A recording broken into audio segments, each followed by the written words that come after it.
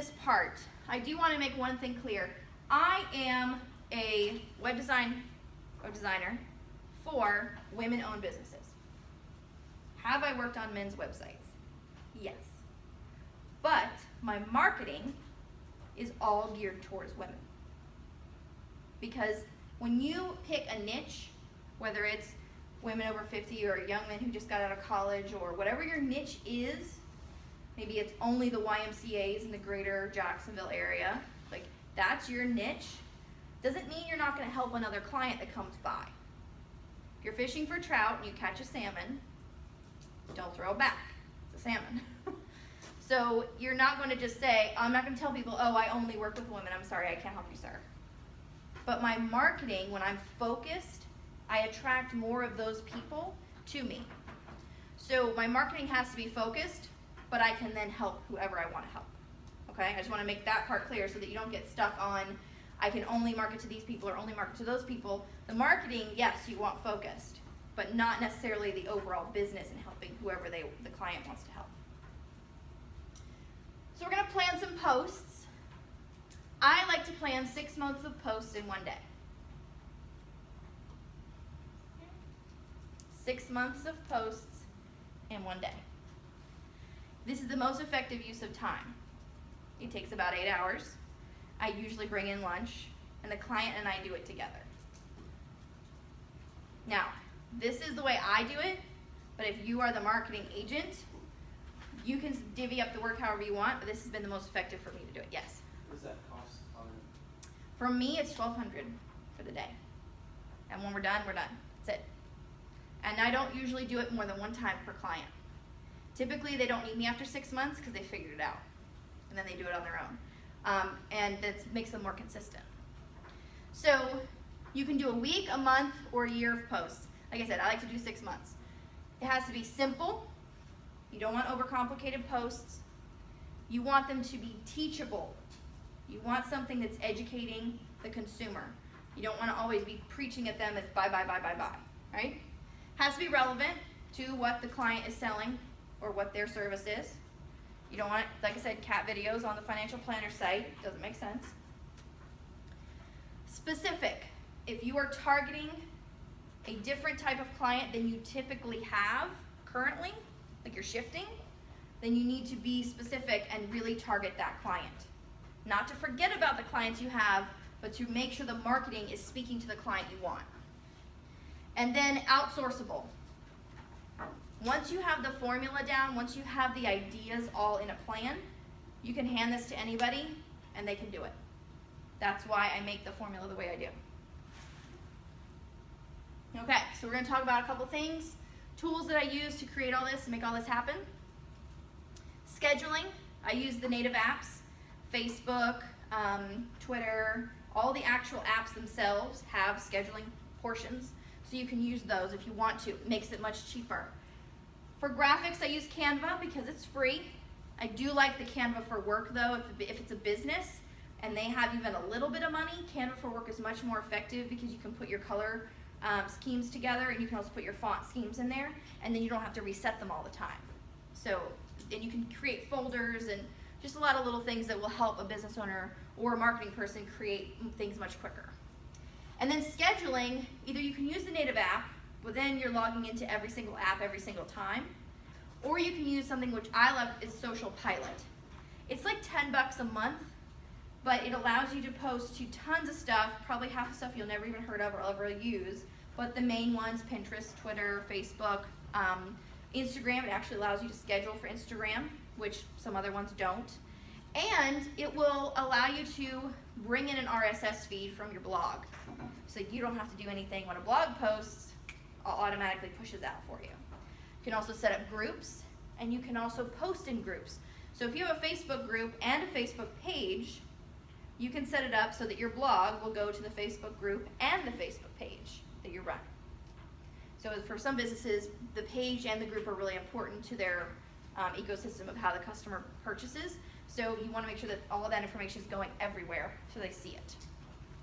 So socialpilot.co, I think, is very inexpensive and very easy tool to learn. It's also one of the first tools of schedulers that has an actual calendar in the grid form. Most of the time you just see post, post, post, post, post, post, post, post, and it's really confusing to look at after the fact. And when you do 6 months, it's nice to see a full calendar. So you want to create a concept. You want to do something that no one in the industry is doing right now. So that means follow your competitors, follow people that are in your same industry that are out of your area. So maybe somebody in California, somebody in Alaska, somebody in Canada, somebody in Australia. And you want to find out what they're doing and then bring that back to what do my customers want and how can I incorporate this cool thing that I saw over there that no one in this area is doing. So like Mark K, he's a radio DJ. Nobody else, no other radio DJs are on Snapchat. And then when he started doing that, he actually got called to the Snapchat conference in New York, the first one that they did. He was a speaker there. He's a radio DJ. He's not like some expert on, anything crazy, but he made himself an expert on Snapchat. So he did something that no other radio DJ was doing.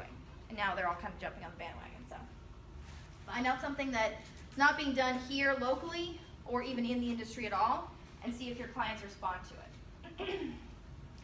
The other thing you can use social media for is your online knowledge base.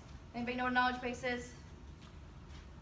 It's basically a repository of all the cool stuff you know about what you do. And that's why I mentioned education as one of your post types. And that would be a reason for you to basically say, here's how you do this, here's how you do that, did you know this, did you know that? And you can put it on your Facebook, and then when someone says to you, so what's the difference between faux wood blinds and wood blinds? And you say, oh, on our Facebook page, we have a great video, it's right pinned at the top of the page, and you can go watch that video. And then when they're on their Facebook, your Facebook page, what do? Scroll, scroll, scroll, and then they see all the other stuff you posted. So you want to have it as a place you can direct people as well and say, oh, we have great testimonials there. Why don't you go check them out? Or we have this great video we posted.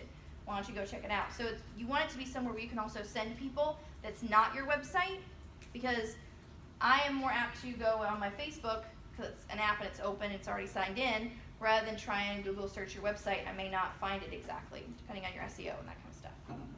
So option is to keep it as like a knowledge base as well. So like I said, no cat videos. Also for B2B? What was that? Also for B2B, from business to business also? Yes. You can use it as a knowledge base for business to business. And no cat videos for business either. All right, so anybody in here graphic design? Okay, that's why Canva's awesome, because you don't have to be a graphic designer and you can make really cool stuff. But you want to have a good image. If you're going to post something and it's a question or something really short like a quote, you do not want to just throw it up on Facebook and as text. I'd rather you go into Canva, find the social media box, click on it, pick one of the templates, drop in your quote, drop in your question, and then post it on Facebook or post it on Instagram or post it somewhere. So you're not just throwing up text all the time, because that can get really tedious and really boring for someone to scroll through a feed of just text. Facebook is making it a little easier when you can put your picture, your words on the picture or words on like a color, but it does not do the same job when you're scheduling. You can't do the same thing. So you need those images pre-created. So we're going to get to the formula, and I'm going to let you know that when you do the formula this way, creating the images is like fast. And I actually hire interns to do all my images because they're just faster. So. Research. So we're going to start with these post types, and you're going to realize how quickly you can get 6 months of posts very, very fast. So, holidays. How many holidays are between now and the end of the year? Does anybody know? There's like 20. Plus the holidays that go with your industry, like National Frugal Day for those financial planners, or National Ice Cream Day for the restaurant people, or National Take Your Best Friend to the Movies Day for somebody who runs Sunray Theater. I don't know, something like that, right? So you can find weird random holidays that will make your Facebook or your Twitter or whatever it is seem a little bit lighter. You don't always want to be posting sale, sale, sale, sale. So you want to have something in there that kind of breaks it up. So holidays are a great way to do that, and especially if the holiday relates to your business, even better. Also holidays, 9/11, Veterans Day, Thanksgiving, Black Friday, Cyber Monday, Giving Tuesday, that's 3 days right there, Christmas, Christmas Eve, New Year's Eve, New Year's Day, right? That's a ton of holidays. I just created you like 10, 15 posts, and all you have to do is make a graphic in Canva and put that across it. Happy Best Friends Day. Happy Veterans Day. Thank you for your service. Or Happy Thanksgiving. Don't eat too much turkey. Like, just a picture with a title. That's it. And if you go through and you pull all the holidays, even like the fake ones, then you're going to have probably, on average, you get about 20 to 30 posts.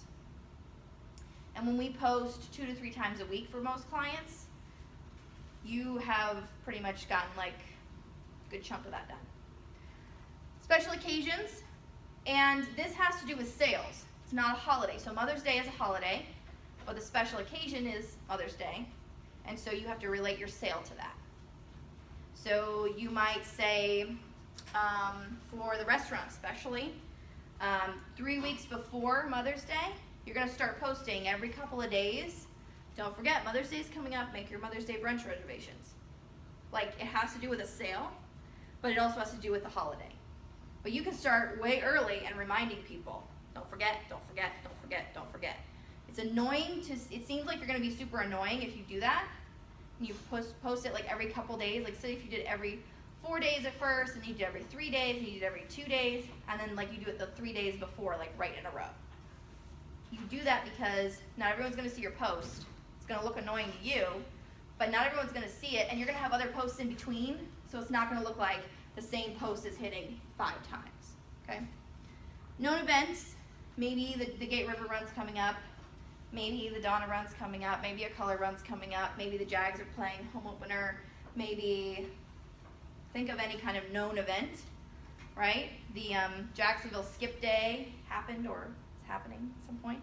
So you can take known events that are happening around town, the opening of the beaches, and you can relate those to your business or to the client's business. These are all things you do not really have to research. You can just Google, holidays, Google fake holidays, you can Google Jacksonville events, and you have the information right there. And then you make a graphic and you put it in schedule. That's not you doing any tons and tons of work on what do I write for the client, all this stuff, right? These are like fluff, but you need the fluff to break up the sales. Otherwise, it's going to be sell, sell, sell, sell. And then the other one is the days of the week. I love to do days of the week because I have to-do list Monday. Monday is when people get right back to work, they're focused on work, and so I post on my blog and on my Facebook page a to-do list. It's the same graphic every single Monday. It has 5 things. One is like, we've only started posting it recently, so I'm trying to remember. Do something fun with your family, do something fun for you, email someone that you haven't emailed in a while, follow up with, like it's like some business but some personal, and reminds people to do both of those things, and they see it, they're like, oh, I can do that one right now, and they pick out one thing they can do and they do it. So they're taking action on it, even though I'm just posting up the same picture every week. On Fridays, I do Follow Up Friday. It's the same graphic every week. I change it out quarterly, and it just says, who will you follow up with today? Because people forget, as business owners, to follow up, and they'll go, oh, I was going to call that girl, I need to call her because I need to get that stuff. So then it reminds them to do something. It doesn't mean I'm taking a sale from it, it's just that fluff that breaks up the sales. Do you have any questions about the formula? Yes? I was kind of curious about the frequency. Is there any limitations or any rules about how frequent the post can be when you set it up for a client? You can look up what the current Facebook suggestions are. I don't like to post a lot. A lot of times the page that a client has, not everyone's going to see all that stuff. So I try to keep it a little bit less frequent because it's a lot less work and the client has to pay less. And they could get more out of a 6-month run than, if I was doing it for just 3 months and more condensed. But I try to keep it 2 to 3 times a week.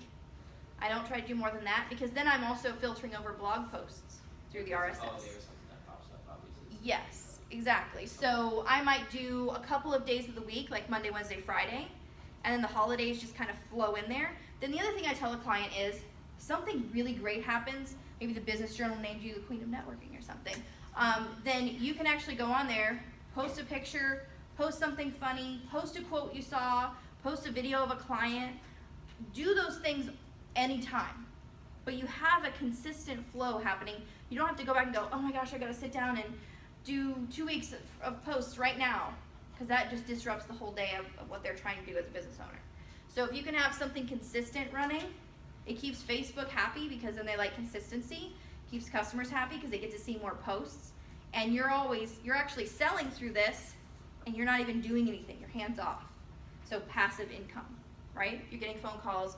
It's not really as trackable. I mean, you got Facebook Pixel now, so you can kind of track it, but it's something more of just consistency of the brand. So especially with Instagram, that's a big thing. Also, have anybody heard like Man Crush Monday, Throwback Thursday, right? Those are day of the week things. I just like to make them not those things. Make my own.